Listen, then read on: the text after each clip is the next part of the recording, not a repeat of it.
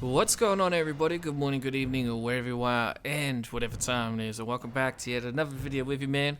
Immersiaholic. And ladies and gentlemen, Divine at Impera, a overhaul mod for Total War Rome 2, takes place not only during the ancient era or the era of antiquity, but it also takes place during a time of massive change. This ranges from social changes, political changes, cultural changes, economic changes, and of course, military changes. And one of the biggest things that DEI showcases in terms of changes is that the military and the overall style of fighting for civilizations for this, at least this area of the world, changes quite dramatically. And instead of going from a very slow-paced Hellenic hoplite style of warfare, we move forward to the Legionnaire and to the Sarissa Pike of the Hellenic Diadochi faction. So ladies and gentlemen, today we are going to celebrate this end to hoplite warfare, or at least to the fast approaching end of hoplite warfare during this time period. And to do so, we will be going over the top 6 hoplite units in Divide et Impera. That's right, we've narrowed it down to 6, ladies and gentlemen. So let's jump on into it. First off, ladies and gentlemen, before we do start the countdown, we do need to go over some specific requirements that these units had to meet in order to be able to be listed in this video. So there will be a lot of different types of spears that have very good stats that are similar to these ones, or even sometimes even slightly higher, at least numerically speaking. However, those are not necessarily true hoplite units.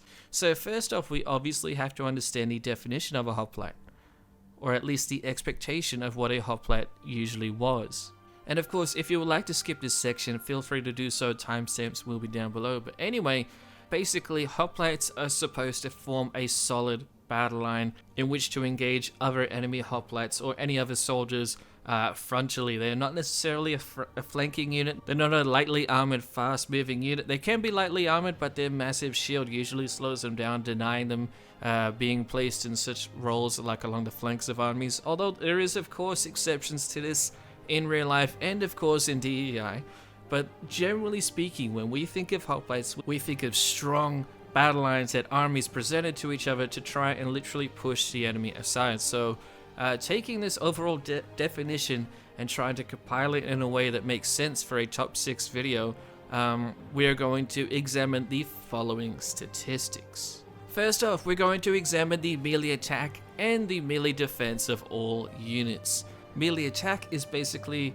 the percentage-based value on whether or not your soldier will hit the enemy soldier. Melee defense is, of course, exactly the opposite of this, and it's designed to counter any kind of attacks happening. So it's basically showing off the skill of attack and defense for the units. So obviously that is going to be a massive must-have for all hoplite units. They need to have very, very good defense, and generally they should have decent melee attack, although in DEI their melee attack numbers are quite often very low compared to other elite tier units at the very least. So we're not going to be seeing very high melee attack, but defense is a must-have for these guys. So that's why we're considering both of those statistics. And then the other two statistics that I want to narrow this down to are armor and morale. Obviously, these two factors are some of the biggest in terms of holding a front line, which is exactly what the majority of hoplites are supposed to do.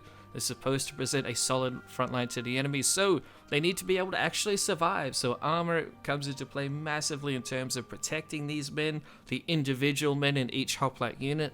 And additionally, morale obviously determines how long your hoplite units will actually stay in the fight for. So you might have a hoplite unit with very high attack, very good defense, but like extremely low morale. That basically defies the purpose of a hoplite, which is supposed to hold the front line and push forward as one solid unit. So obviously those 4 statistics are, in my opinion, the most important when you're looking for a very, very solid hoplite unit. There is, of course, other statistics that do come into play, but overall I think I can narrow this down to being quite accurate with just those 4 statistics. However, there is one caveat to this, and that is that all of these units and every unit I examined had to have the phalanx ability in DEI. Without the phalanx ability, they just turn into spearmen, and they have a very different style of fighting. In DEI, The phalanx mechanics are very specific, very different to vanilla Rome 2, where you actually have to push forward with your unit by continuously giving them attack orders, and you can determine how hard you want them to push and how deep you want them to push as well. So that's really helpful, and it's really interesting how DEI has implemented that style of warfare into the game. So obviously all of these units have to have a phalanx ability. That means that they cannot have the shield wall ability. The shield wall is different, as is other formation abilities such as discipline formation and whatnot. All of those are not the phalanx ability, and they do not operate in the same manner. So we really have to understand that. So we're looking for those 4 statistics: melee attack, defense, armor, and morale, and all of these units have to have the phalanx ability. But besides that, any unit can possibly take the podium in the #1 slot for the best hoplite in the game. And then to help you all process these statistics, I've determined what I'm dubbing the total HP stat, or the total hoplite point stat.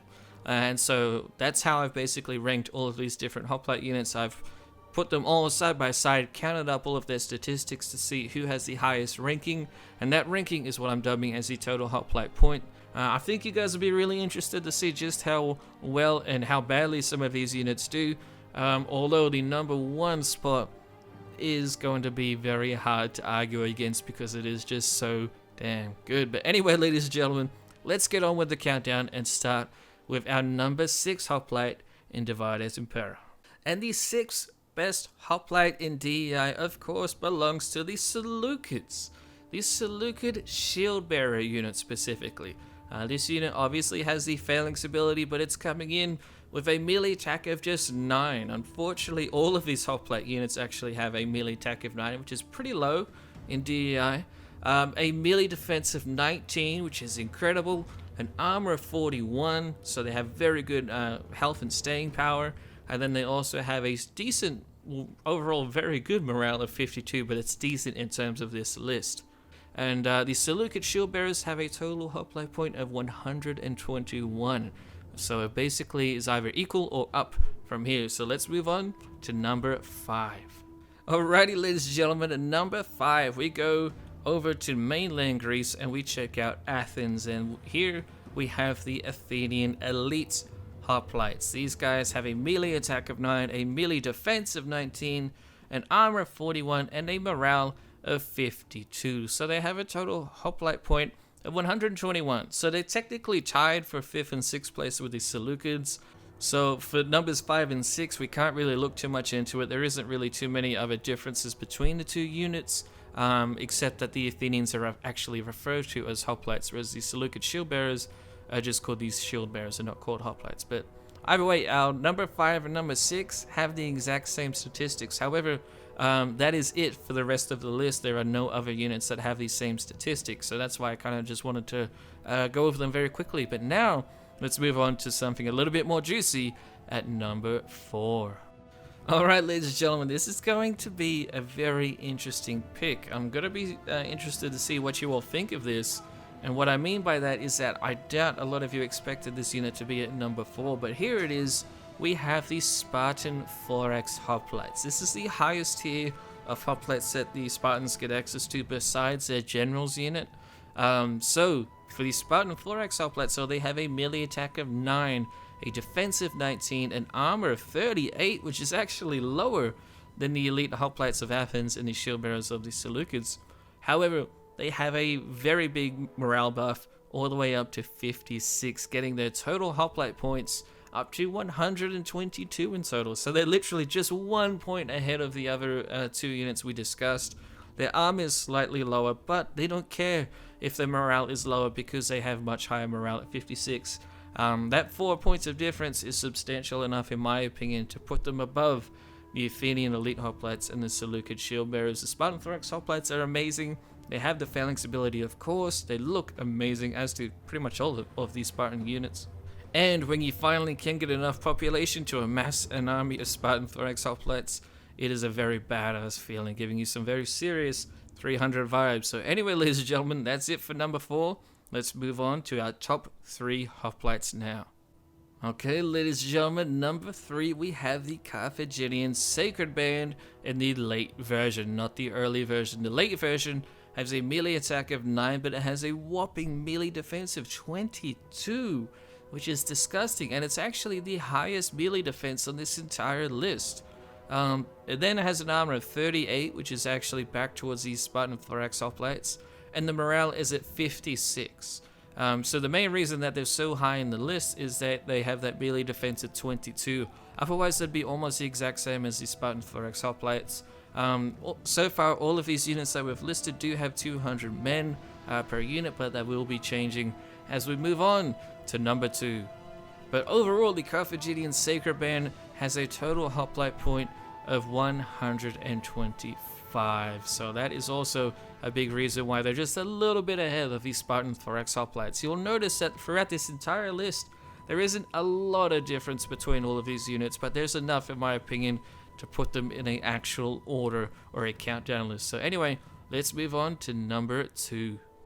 And ladies and gentlemen, this unit shouldn't be too much of a surprise to most of you, although it kind of was to me because I hadn't really used this unit too much. But what it is the Macedonian Royal Guard.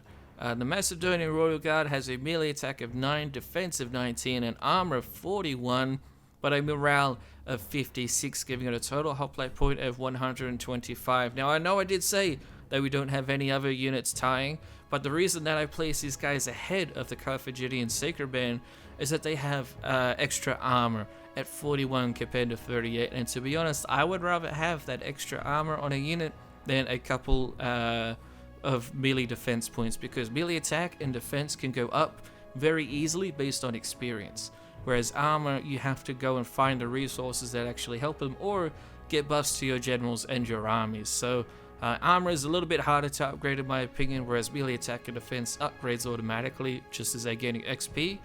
So they do have the overall same total hoplite point as the Carthaginian Sacred Band, but in my opinion they are slightly a step above due to that armor. And one other crucial detail that those of you who use the Macedonians a lot will notice, and that is that the Macedonian Royal Guard has actually 300 men per unit. This is the first out of all of these units that have 300 men, but that is absolutely substantial. It cannot be ignored, and that is why the Macedonian Royal Guard gets the second place on our podium. But now, ladies and gentlemen, it's time to move on to number 1.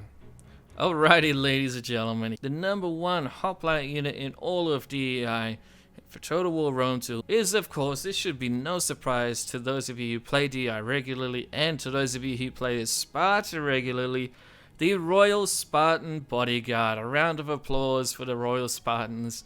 Of course, they are coming in at the number 1 best hoplite in the entire DEI game and mod. They have a whopping melee attack of 9, defense of 19, very respectable, although it's basically the same as the other units. However, we see the difference when it comes to armor and morale. Now, the armor is actually lower than the previous unit, the Macedonian Royal Guard, at just 38. So once again, the Spartans are not carrying the armor that you would expect of them, at least not their elite tier hoplites. However, their morale is on another level, all the way up at 62, giving the Royal Spartans a total hoplite point of 128, 3 points ahead of the Macedonian Royal Bodyguard and any other unit that even came close. And of course, the Royal Spartans once again have a 300-man limit to each of their divisions. So for a single Royal Spartan unit, you have 300 elite Royal Spartans ready to die for their general. That is absolutely unique and special, and they are powerful, and they will win you wars and battles.